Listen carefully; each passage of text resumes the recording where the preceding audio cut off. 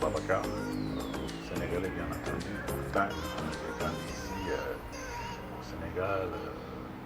Ensuite je suis allé faire mes études à l'étranger. Je suis passé au Maroc, je suis passé en Argentine, je suis passé aux États-Unis.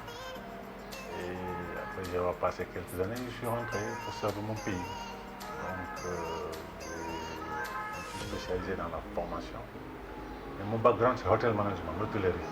Donc quand je suis rentré en 2007, j'étais chargé avec quelques autres formateurs de former les jeunes dans les métiers de l'hôtellerie et du tourisme. Si vous allez dans certains hôtels de la place, vous verrez que les anciens étudiants y sont. Juste pour vous dire que j'ai une passion pour la formation, ce qui m'a poussé à ouvrir cette école-là. Là où vous êtes, c'est PSA École des métiers. PSA École des métiers, c'est une école qui forme les jeunes qui n'ont pas le bac. Parce que tout simplement au Sénégal, on a tendance à laisser en marge les jeunes qui n'ont pas fait des études poussées, qui n'ont pas le bac. Et moi je dis non, il faut que le paradigme change. Ce n'est pas parce qu'on n'a pas le bac qu'on ne doit pas étudier. Le paradigme doit changer. Donc le diplôme n'est rien d'autre qu'une présomption de compétence. Ce qui m'a poussé justement à ouvrir BSA, École des métiers, là où vous êtes, qui forme des jeunes dans différents domaines. L'hôtellerie, la restauration, le transit, donc l'informatique, la gestion des PME, PMI et entrepreneuriat. J'insiste sur l'entrepreneuriat, l'entrepreneurship, parce que, comme vous le savez, l'État, comme les entreprises, ne peuvent pas absorber tous les jeunes. Maintenant, qu'est-ce qu'il faudrait? L'alternative, c'est de pousser les jeunes à l'entrepreneurship. Ce qui nous pousse quand même à faire en sorte que nos étudiants puissent avoir un business plan. Quoi faisant, à la fin de leur formation, ils ont un projet précédé. Comme vous pouvez le voir, tous nos étudiants ont des projets. Là, récemment, ils ont soutenu des projets professionnels, création d'une société de transformation de fruits, création d'une entreprise de cosmétiques, création d'une entreprise de transformation et de commercialisation de pommes de noix d'acajou, etc. Et j'en passe. Donc tous nos étudiants, à la fin de nos formations, présentent un projet professionnel. Pourquoi? Parce que comme je l'ai dit tantôt, l'État ne pouvant pas employer tout le monde, les entreprises ne pouvant pas également employer tout le monde. Donc l'alternative, c'est de pousser les jeunes à avoir des projets professionnels, à être des entrepreneurs. Et c'est ce qui nous pousse justement à nous focaliser beaucoup plus sur l'entrepreneurship. Donc, on donne la chance aux jeunes qui n'ont pas le bac de pouvoir étudier dans les normes, bien entendu. Donc, nous dépendons de la formation professionnelle, bien entendu. Donc, CAP, BP, PT et BTS. Ça, c'est le BSA École des métiers. On a un partenariat avec une autre école qui s'appelle Braxton School of Management. Braxton School of Management, c'est une école qui s'inspire du système américain, anglo-saxon américain. Donc, parce que, comme je l'ai dit tantôt, au Sénégal, on ne fait pas assez rêver les jeunes. On ne fait pas rêver. Or, le jeune américain à 18 ans, il sait ce qu'il veut faire. À 20 ans, 22 ans, il a son appartement. Et à 26, 25, 26 ans, il a sa maison, il est marié, il fonde sa famille. Mais nous, on pense que pour fonder une famille, il faut avoir 35 ans. Moi, je dis non. Il faut que le paradigme change. Il faut que nos jeunes se conscientisent. C'est vrai, tout le monde doit s'y mettre. aussi bien l'État, mais tout se passe dans la famille. Si dans la famille, on n'encourage pas les jeunes, on ne les incite pas à penser à le devenir, ça pose problème. Parce que malheureusement, dans beaucoup de familles, ils pensent que c'est l'école qui doit tout faire. Non, l'école vient en appoint. C'est ce qu'on appelle l'éducation de base, que la famille fait et l'école vient pour compléter. Et nous, quand même, ce qu'on fait au niveau de Braxton School of Management, ce qu'on fait,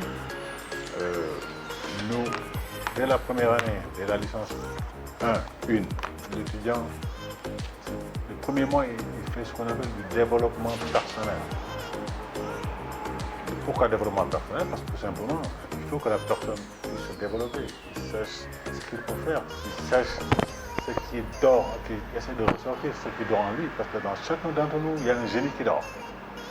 En quoi faisant, nous aidons nos jeunes à développer leur potentiel dans le développement personnel. On leur fait des cours, ils discutent, ils parlent d'eux-mêmes, et c'est ce qui les motive davantage à vouloir continuer. Parce que beaucoup de jeunes, bon, dans les écoles, ils ne savent même pas pourquoi ils sont là-bas. C'est ce qui pose problème.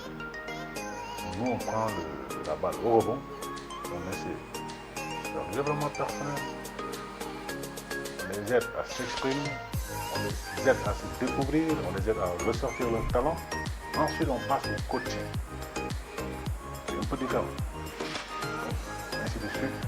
Une fois que nous sentons qu'ils sont bien, on commence des programmes. Bien entendu, on n'empiète pas sur le programme, parce que quand il y a les référentiels qui sont là, c'est juste en appoint que nous faisons ces choses. Donc, le même principe, les étudiants ils sont à licence, mais on les aide aussi à avoir un projet. À la fin de leur cursus, ils sortiront avec un projet bien ficelé, bancable, qu'ils pourront demain utiliser et se faire financer. Et au passage, je dirais qu'il y a je participe à une émission dans une télévision de la place avec des partenaires de financement des jeunes, des projets des jeunes. Donc, pour vous dire juste que moi, je suis dans la mouvance, je suis dans la dynamique quand même d'aider les jeunes. Et au niveau de nos écoles, nous pratiquons aussi des tarifs vraiment raisonnables. C'est vrai que business c'est business, business is business, mais aussi il y a le volet social. Ce qu'on appelle la RSE, la responsabilité sociétale de l'entreprise. Donc, essayer, bon, nous jouons notre partition.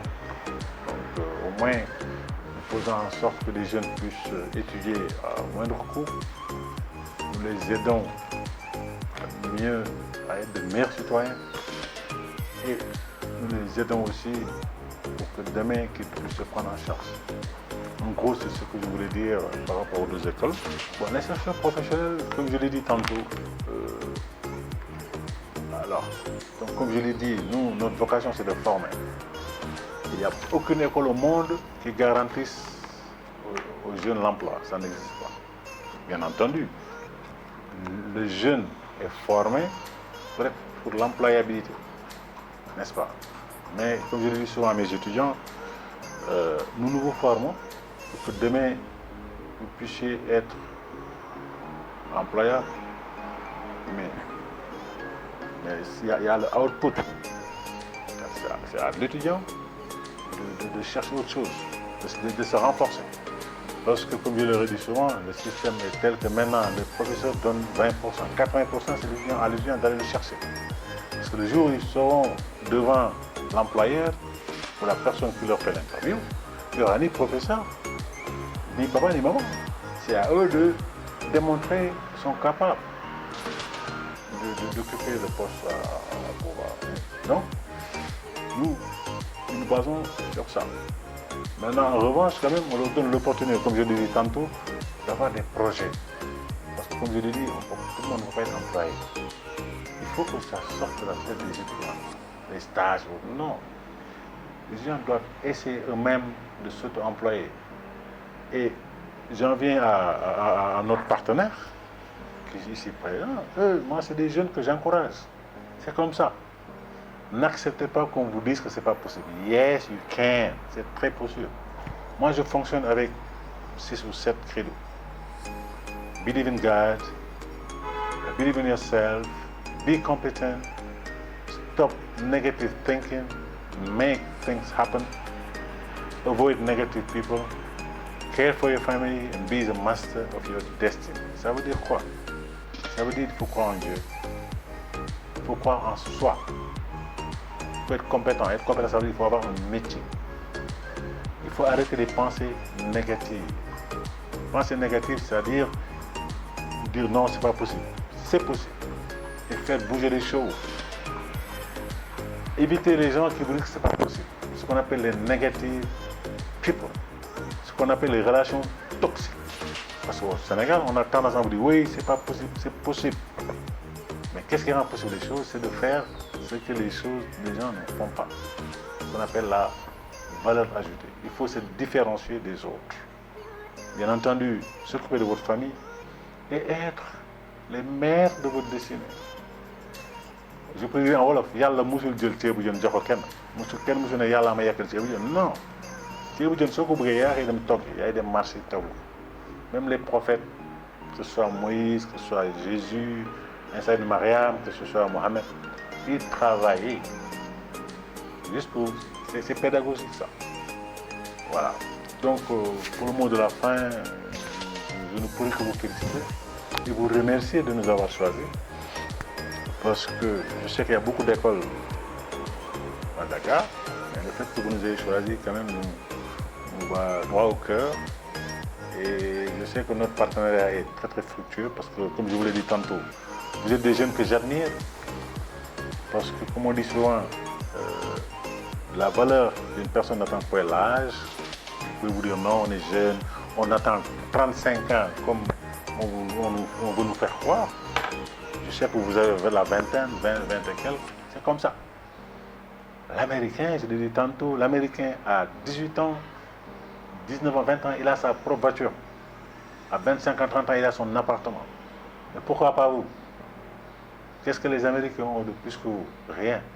Moi qui vous parle, j'ai étudié, j'ai enseigné à des Américains, j'étais manager dans des entreprises où je donnais des ordres à des Américains. Et pourtant, c'est des personnes comme nous. Et regardez, on n'est pas né avec l'anglais, on n'est pas né avec le français. Et pourtant, on arrive à se surpasser. Bon, moi, je donne un exemple jeune. Moi, à 17 ans, mes parents ne m'achetaient plus d'habits. Tous mes habits, je les achetais moi-même, mes chaussures. Parce que tout simplement, je me disais non, à un moment donné, papa et maman ne peuvent ne plus être là. Ils peuvent ne plus être là, excusez-moi. Donc, ça veut dire qu'il faut prendre ses propres initiatives. Il faut oser. Voilà. Sur ce, je vous remercie et vous encourage. Et à très bientôt.